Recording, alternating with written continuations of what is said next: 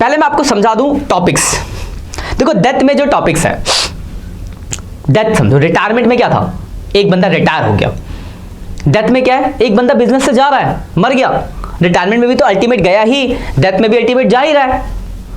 Difference ये है कि रिटायरमेंट में जिंदा कर गया है और डेथ में मर के कर गया है, मतलब घर ही नहीं गया ना, मर गया भाई मतलब बस इतना ही तो चेंज है। तो अल्टीमेट अगर अकाउंटिंग पॉइंट ऑफ व्यू से सोचे तो दोनों में ही तो बंदा बिजनेस से आउट हुआ, तो कैलकुलेशन भी बहुत कुछ सिमिलर है, मतलब 90% आपको डेथ में रिटायरमेंट जैसा ही मिलेगा। करते डिस्कस। सबसे पहला टॉपिक प्रॉफिट शेयरिंग रेशियो। तो जो आपने रिटायरमेंट में पढ़ा प्रॉफिट शेयरिंग रेशियो, सेम वही टाइप्स यहां पे होगा, कुछ भी नया नहीं है, पहली चीज। दूसरे की बात करते हैं, तो हमें पढ़ने की जरूरत नहीं, क्वेश्चन आप बुक के बना लोगे, फटाफट हो जाएंगे, क्योंकि कुछ है ही नहीं नया, वही करना है जो रिटायरमेंट में आपने कर रखा है। दूसरा जो टॉपिक आप पढ़ोगे यहां पे, ट्रीटमेंट ऑफ गुडविल। रिटायरमेंट पढ़ा, ट्रीटमेंट गुडविल सेम ऐसे दिखेगा, वही एंट्री है, gaining to sacrificing a pair to old partners to goodwill.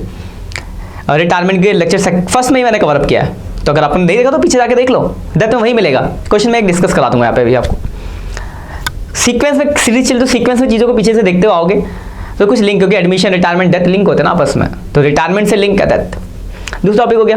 तीसरा एक revolution of assets and liability, revolution account banana, same है, आएगा भी नहीं क्वेश्चन रिवोल्यूशन अकाउंट बनाने का कभी गलती से, इसमें रिटायरमेंट में आ गया, यहाँ नहीं पूछेगा आपसे, बार बार थोड़ी ना पूछेगा एक ही चीज, आपसे कुछ नया पूछने वाला ना, यहाँ पे ये सीखना है कि आप नई चीज सीख क्या रहे हो, तो नहीं पूछेगा। चौथा रिजर्व प्रॉफिट बांट देंगे, रिटायरमेंट जैसा ही है, तो वो भी पूछने का बहुत चांस है, पूछ भी दिया तो रिटायरमेंट में जो करा था ओल्ड रेशियो में बांटना, यहाँ भी वैसे ही बांट दिया जाएगा। तो एक ही नया टॉपिक है, उसकी हम बात करते हैं यहाँ पे, तो वो है आपका profit up to date of death. Profit up to date of death,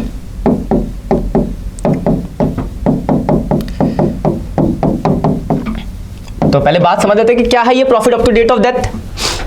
देखो एक बंदा रिटायर हो गया, बिजनेस मतलब डेथ हो गई एक बंदे की, तो देखो रिटायरमेंट तो साल के एंड पे होता है, पर डेथ का कोई वो थोड़ा ना फिक्स है कि हाँ भाई तू एंड पे ही मरियो। कैसे बोल सकते हैं किसी को कि भाई तू एंड पे ही मरियो, बीच में मरेगा तो बड़ी दिक्कत हो जाएगी प्रॉफिट बांटने में, नहीं हो सकता ना, डेथ तो कभी भी हो सकती है। तो कोई बंदा मान लो इस साल काम करता है, जैसे सपोज करो एक बंदा यहाँ से लेके पूरा साल है, साल शुरू हुआ जिंदा था, बीच में 3-4 महीने काम किया, यहाँ पे हो जाके डेथ हो गई उसकी, मर गया भाई। अब मरना तो आपके हाथ में नहीं है कि आप बचा लोगे उसको, यहां मर गया।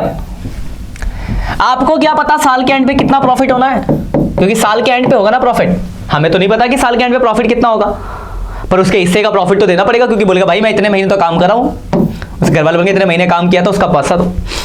तो मतलब क्या होता है, अगर कोई बंदा बीच में ड्यूरिंग द ईयर मर जाता है तो हमें उसके up to date of death profit देना होता है, और हमें नहीं पता साल के एंड पे कितना प्रॉफिट होगा, तो हमने उसके लिए पहले से पार्टनरशिप में प्रोविजन बनाया होता है कि अगर किसी बंदे की डेथ हो जाएगी तो उसको जो हम प्रॉफिट देंगे इस बेस पे देंगे, तो बस उस बेस पे कैलकुलेशन आपको करना है। तो 3 बेस से टोटल, एक एक करके हम तीनों समझेंगे, टाइप फर्स्ट, टाइप सेकंड और टाइप थर्ड। अब आते हैं टाइप 2 पे।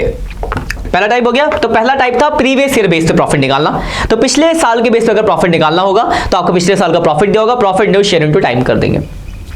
सेकंड पे आते हैं, ये आपका average profit base, average profit.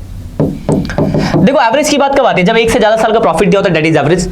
तो डेथ का जो दूसरा केस है वो एवरेज के बेस पे क्या होगा कि किसी बंदे की डेथ हो जाती है तो उसको जो आपको प्रॉफिट देना वो पिछले बोला 3 साल के एवरेज के बेस पे या पिछले 4 साल के एवरेज के बेस पे, मतलब एवरेज प्रॉफिट की बात आएगी कि हमें जो प्रॉफिट देना है एवरेज के बेस पे देना है। एग्जांपल लेते हैं, ये 2 टाइप है, टाइप 2।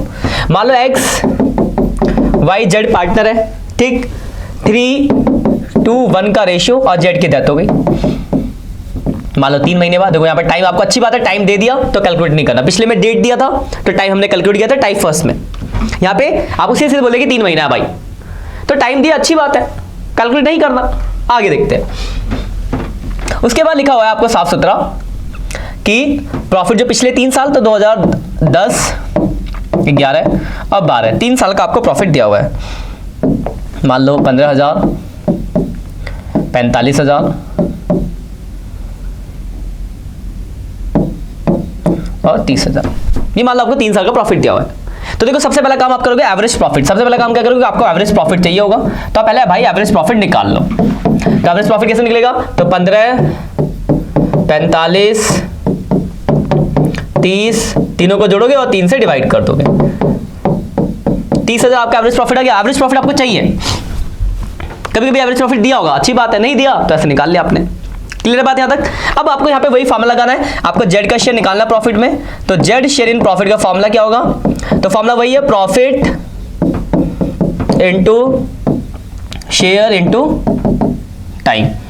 तो प्रॉफिट कितना भाई, तो ये एवरेज प्रॉफिट आपको लेना, तो देखो ये रहा प्रॉफिट आपका एवरेज 30,000 रुपए का एवरेज प्रॉफिट, तो 30,000 आपका प्रॉफिट हो गया,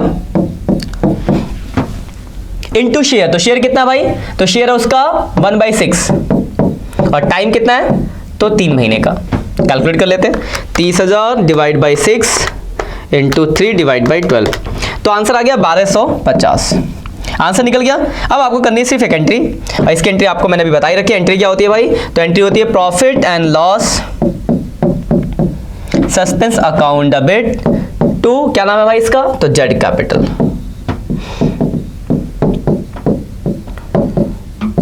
तो ये आपका टाइप सेकंड, ठीक, क्लियर बात। फर्स्ट टाइप क्या था, फर्स्ट टाइप था average profit, previous year profit के बेस पे निकालना, तो पिछले साल का आपको प्रॉफिट दिया था, शेयर इनटू टाइम करा, पहला हो गया। ये सेकंड है एवरेज प्रॉफिट बेस, तो आपको एक से ज्यादा साल का प्रॉफिट दिया होगा, पहले एवरेज निकालो जो हमने यहां निकाला, फिर average profit into share into time किया, आंसर फिर एंट्री वही करनी है। ये आपका टाइप सेकंड